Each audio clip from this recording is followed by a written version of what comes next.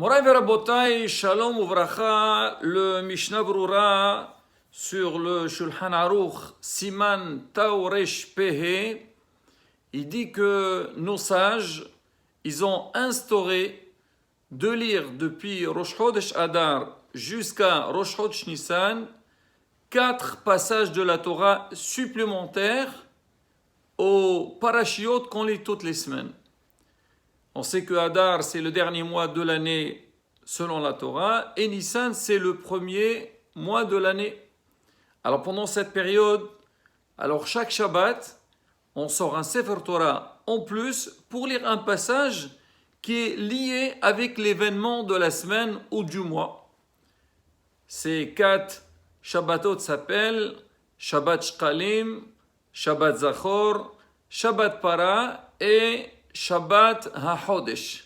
Alors, qu'est-ce qu'il y a exactement dans ces Shabbatot-là? Alors, le premier, Shabbat Shkalim, c'est qu'en fait, Rabotai, on sait qu'à l'époque de Beth HaMikdash, le dernier mois de l'année, on doit proclamer à tout le peuple d'Israël Mashmi'im ala Shkalim. On dit à tout le monde que chacun il doit apporter ce qu'on appelle Mahasit HaShekel, la moitié du shekel au Beth HaMikdash, pour qu'on puisse acheter avec ça des korbanot, des sacrifices quotidiens, que chacun il doit y participer. Chacun il doit avoir part dans ces korbanot. Comme on le lit dans la paracha de Rosh Chodesh, on dit et ta keves echad ta'aseh vaboker ou et ta keves hasheni ta'aseh ben ha'arbaim. Et ça, c'est un sacrifice quotidien qui concerne chaque juif. Alors maintenant, comment on fait? Est-ce que chacun il va amener un korban, il va amener un sacrifice? Alors on dit, tout le monde va participer, va donner donc cette mesure, cette somme d'argent, et on considère que chaque fois qu'on apporte ce korban-là, donc on a cotisé.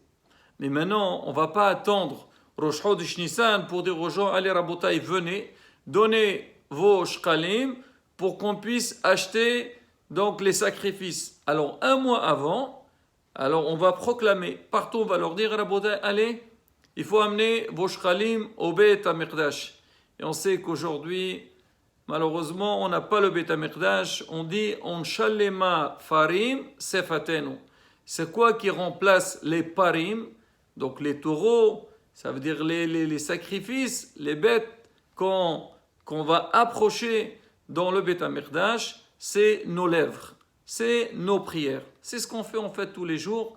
On fait les prières le matin, Shahrit, Minha, Arvit. Ça représente les sacrifices qu'il y avait à l'époque de Beth HaMikdash. Alors maintenant, depuis qu'il arrive Rosh Chodesh, donc on annonce à tout le peuple d'Israël. On a un mois pour apporter dans le Beth HaMikdash. Alors maintenant, on dit quand est-ce qu'on va lire ce passage? On le lit le Shabbat qui précède Rosh Chodesh Adar. Maintenant, si jamais Rosh Chodesh Adar il tombe Shabbat, donc ce Shabbat-là, on sortira la paracha de la semaine, un Sefer Torah dans lequel on lit paracha de la semaine. Après, on lit celui de Rosh Chodesh au Yom HaShabbat.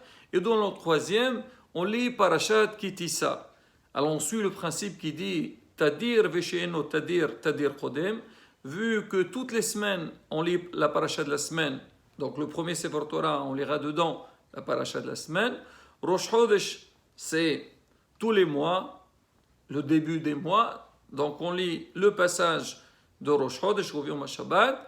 Et le troisième, on lit parachat Kitissa qui parle de que Kadosh Baruch il dit à Moshe Rabbeinu qui doit dire au peuple qu'ils doivent amener ce qu'on appelle Mahasit HaShekel.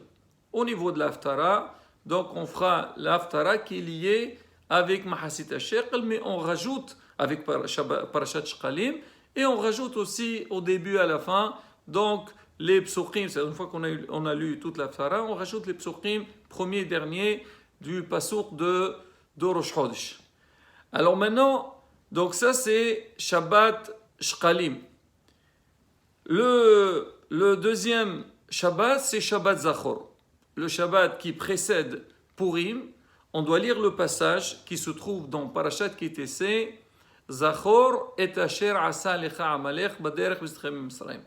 On a une obligation de nous rappeler ce qu'Amalek voulu faire pour le peuple d'Israël. Quand ils sont sortis d'Égypte, ils sont sortis la main haute, Amalek il était dérangé. Il a dit quoi? Toutes les nations ils vont avoir peur de ce peuple-là. Moi je sais, je veux essayer de faire la guerre avec eux. Même je sais qu'ils vont me battre, mais au moins j'enlève cette peur des nations du monde contre le peuple d'Israël. Alors on dit, vu que Amalek il a fait une telle action, il nous a quelque part, il a essayé de nous affaiblir, alors on a une obligation de l'exterminer. Alors on a ce passage de Parashat Zachor.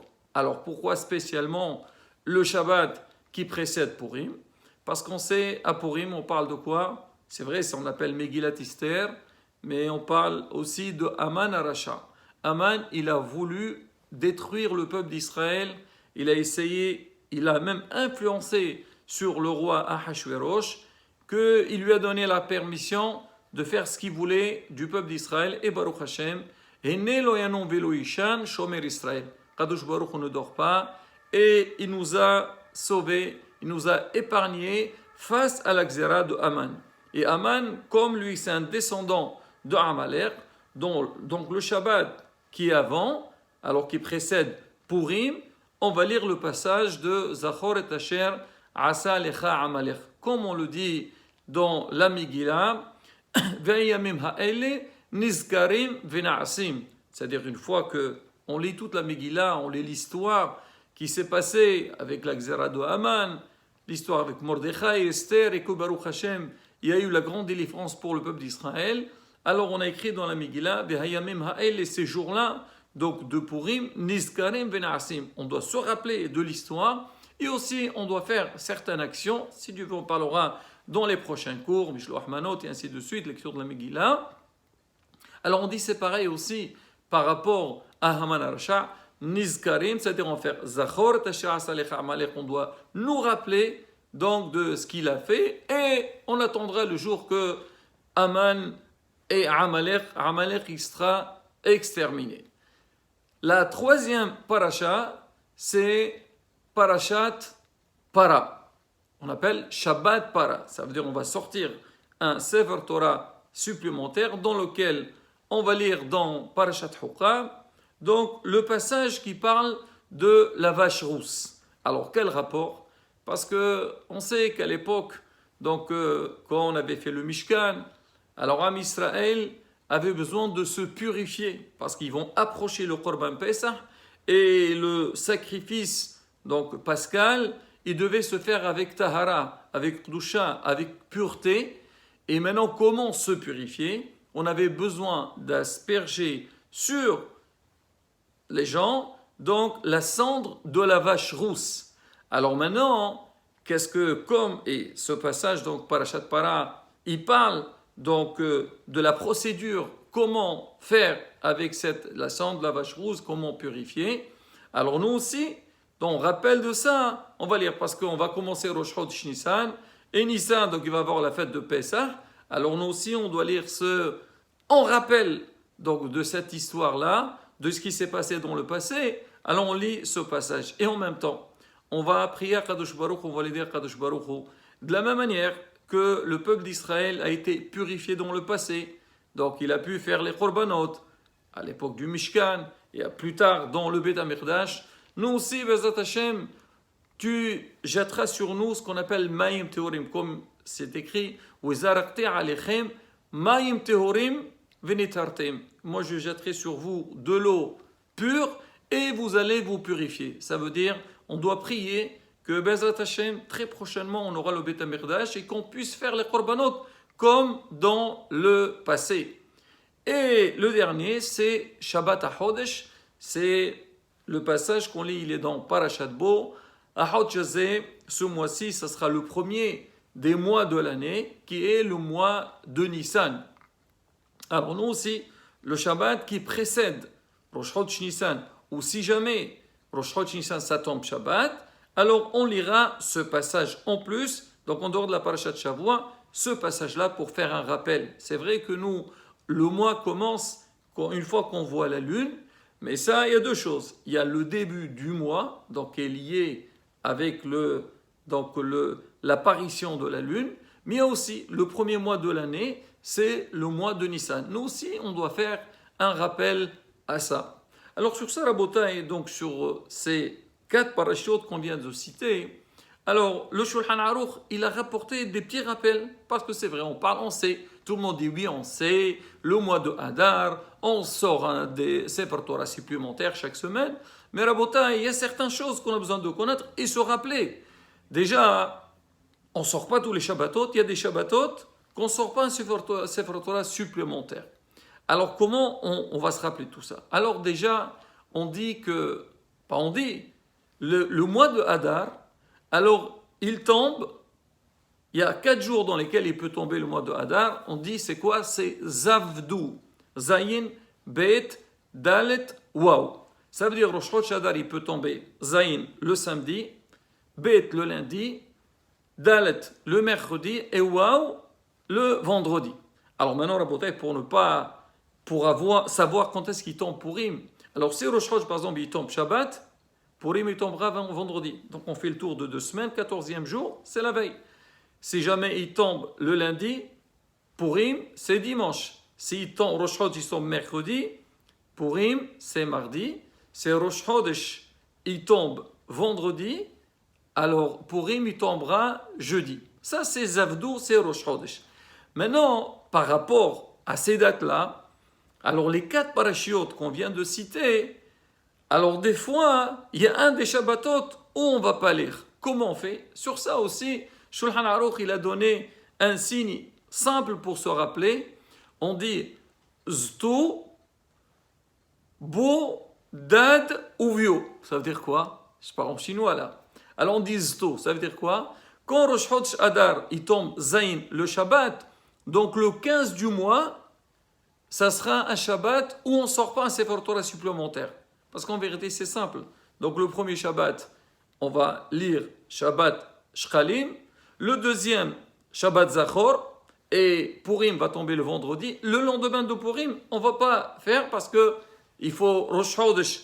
Donc il y aura Shabbat Hodesh et Para. Donc celui-là, il sera vide. Si jamais Bet, ça tombe lundi, c'est beau. Le Waouh du mois de Hadar, le Shabbat, il n'y aura pas un Sefer Torah en plus. Ça sera Shabbat Afsaka.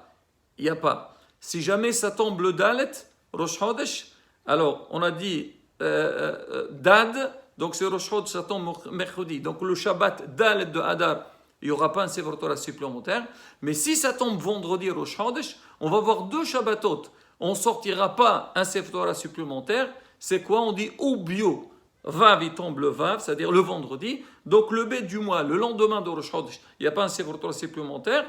Et aussi le 16 du mois, c'est-à-dire parce que donc le 16 ou bio, c'est Yodouab, donc il n'y aura pas un Sefer Torah supplémentaire. Là voilà Rabotai, donc un petit peu on va dire un petit résumé sur ces Shabbatot, mais Rabotai encore une fois, c'est des moments qui sont très forts pour nous. Déjà, c'est un rappel du passé. Et on va dire, aïe, à l'époque on faisait les korbanot, aujourd'hui on ne fait plus. Pourquoi? Parce qu'il n'y a pas le Beth Amikdash. On va se rappeler aussi des Nissim, des Niflaot, les miracles, et on priera aussi, Bezat Hashem, qu'Akadosh Baruch Hu nous envoie la Géoula Shlema b'mirabi ameno. Amen, Ken Yeher Rason.